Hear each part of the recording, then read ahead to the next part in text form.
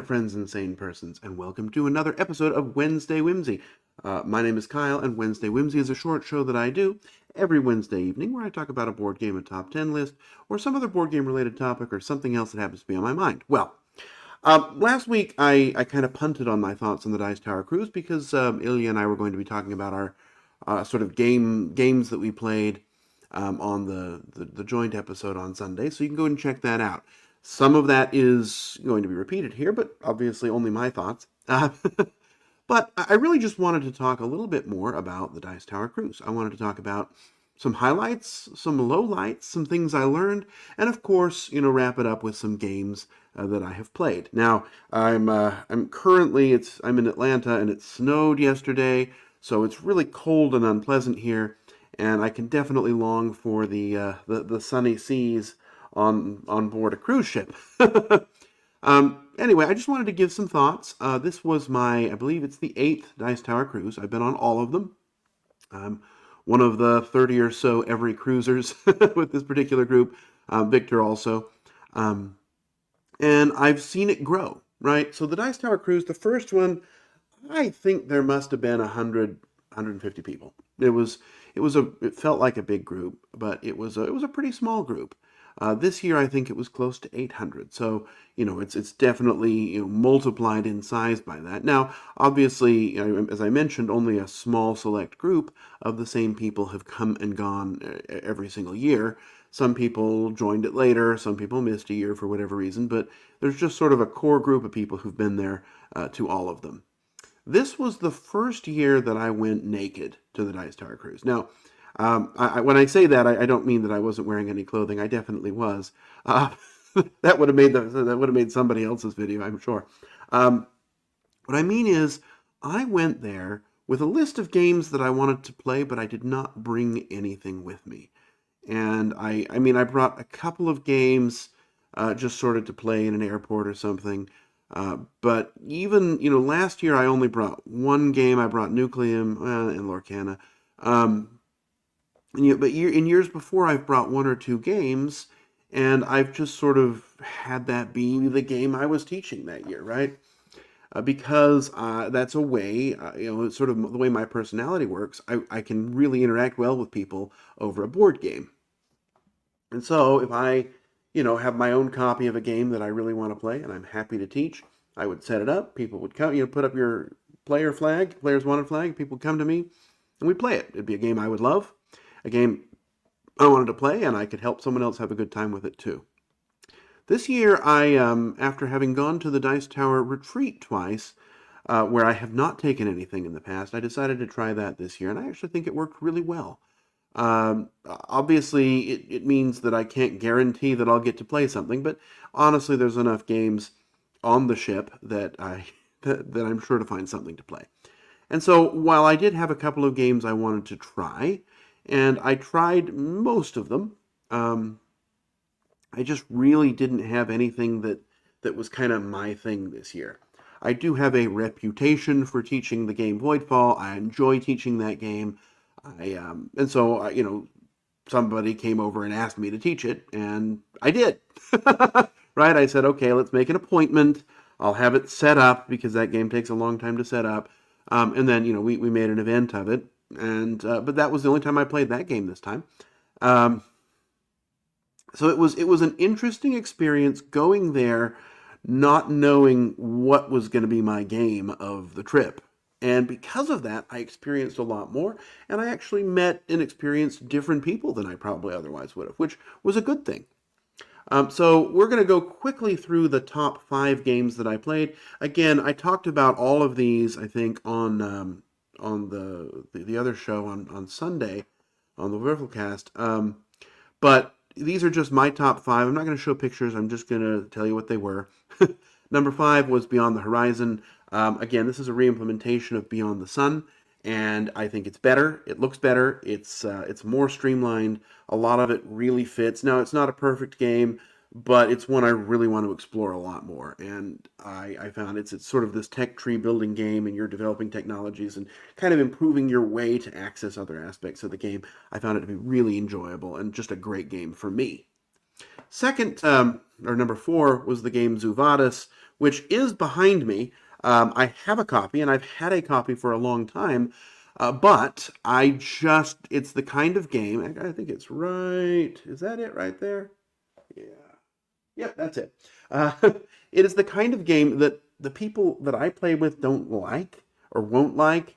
And so, although I bought a copy because it sounded interesting to me, it's just the kind of game that I'm only ever going to play at an event like this.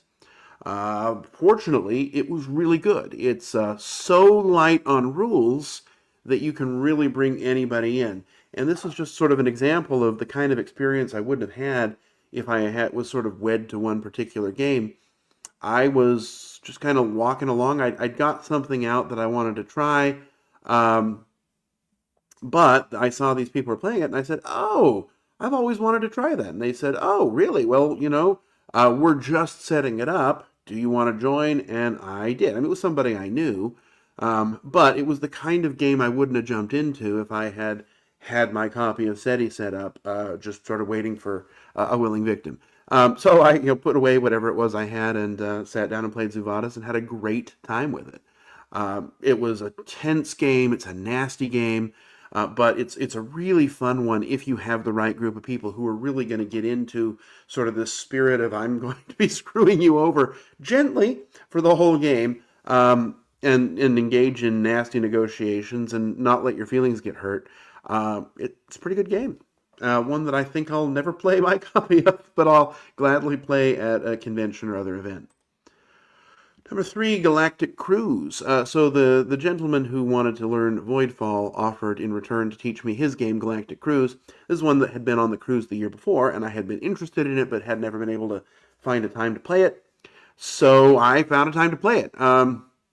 Made an appointment for one particular day, and due to an event that I'll talk about in a minute, I had to cancel that appointment. And so we made another appointment and played it. Had the designer right there. He taught it to us, learned it. It was fantastic, a lot of fun. I'm really looking forward to trying it when it comes out, and that'll hopefully be in a month or two, so I'm excited for it. Number 2, Shackleton Base, one the name of which sounded really boring, but my two of my friends here in Atlanta had asked if I had the game and said that they had tried a round of it and wanted to know what my thoughts were, and so I said, well, I'll look for it. And, sure enough, it was there. It was very popular there, actually, and I said, okay, great, I'll learn it. And I played it 3 times. The first play was a little rough just because nobody knew the rules. But after I had gone through it once and learned the rules, I was able to teach it very effectively 2 more times. And just a fantastic game, really good, one that I think is going to be really a big hit when it becomes more available in English. So that was my number 2, Shackleton Base. And my number 1 game of the cruise was Joyride. I did not expect to like it. I was kind of thinking, I already have Heat and I already have Thunder Road Vendetta. Why do I need this one? And the reason is because it is a perfect balance of chaos and simplicity. There's none of the weird sort of cornering rules that you get into in Heat, and it's less structured than that game. But there is sort of the I'm going to ram into you or shoot you with a rocket of Thunder Road Vendetta, so that, there's a little bit of in your face about this. But what I loved about it was how tight everything was. I mean, I was out of the game. I mean, I had been spun off. I was going the wrong direction, and yet I still came back to win on my first time. I mean, I thought I was done. Second game, similar situation. I mean, it came down to 1 turn between me and somebody else. It was just so interesting, and it's so engaging, and the rules are so simple. There's an odd rule about how you turn. I really wish that were handled in a more, or explained in a more intuitive way, but it was really straightforward, yet so much fun. And I had to buy it, and I bought the big box because, of course, I want all the things. And I've played my new copy a couple times already. So that was my number 1 sort of game of the cruise, and I really enjoyed it. But I really enjoyed all these games, and so those are some of the gaming experiences. So we've talked about the games and sort of my approach to them this time. And I'll tell you, again, all of those games are games that could have, well, I guess I could have, if I had my copy of Shackleton or Beyond the Sun Horizon or something, those would have been the types of games I would have set up and just played and played and played. And honestly, I did play Shackleton bass once I figured it out. I mean, I was teaching people, and people said, "Hey, I saw you know how to play that. Can you teach it to me?" That kind of thing. Um, so let's talk about some kind of negative and instructive experiences about the cruise. Now, I don't want to share anyone's detailed medical history here, but my sister, who is my I have three sisters, is my second sister, came along. She came with me last year as my sort of fourth member of our party, and she had a good time and invited her husband to come back, and sort of they came as a separate group from my group of four, but with us on the cruise, and we were ready to have a great time with them. But my sister ended up getting sick enough that she ultimately had to go home early from the cruise. And what I learned about this, so I mentioned, I had to pass on one of my appointments to play Galactic Cruise. It was because I was sitting with her in the kind of medical area, just kind of sitting with her, not doing anything because she was, sleeping and then would wake up and want water and stuff. It was very, very low touch care, but she needed somebody there. What I learned is that cruise ships really are not equipped with much from a medical standpoint. I mean, I think they probably have the same medical capabilities of an ambulance. So they can provide emergency sort of first aid type care, but they really don't have the space or the equipment or perhaps even the expertise to provide kind of doctor type care. They have doctors, they have people that can, give you, bring you back, I guess, from the brink. But I was surprised at how limited they were in their capacity. Now, they did what they could, right? It was a situation that involved things that they just weren't equipped to handle. But I guess my point with this is if you're going on a cruise, you might want to think about that. And you might want to think, okay, what will happen if I get sick? And I mean, look, if it's vomiting, they can help with that. But a broken leg, I bet they could probably set that. But if you had, I don't know, some sort of a serious problem, if you had appendicitis or something, I don't think that they would be able to handle it. And I was surprised by that. Fortunately, I'm relatively healthy, so I don't usually think about what's going to happen if I get sick. Knock on wood. Uh, but seeing my sister go through that and seeing so few options, it was kind of surprising. Also, it's very expensive, right? I mean, they don't really, whether or not your insurance will cover it, they kind of expect you to cover it up front, and then they'll let you pursue the claim with your insurance company, which I'm sure lots of businesses do. But it was not an inexpensive experience for her to sort of have the care, and especially for the kind of level of things that were available. I was just very surprised by that. Also, I mentioned that she had to go home early. The cruise ship was very not helpful with that process. Now, they facilitated it, right? They made it possible, but, I was told by the medical people, talk to guest services, they'll help you book a flight. Not for me, but for my sister and her husband. And we went up there and they were like, well, we really can't do that because we're not supposed to take people's credit card information. But we just recommend you go to like Skyscanner or something. And all right, that's what I would have done, right?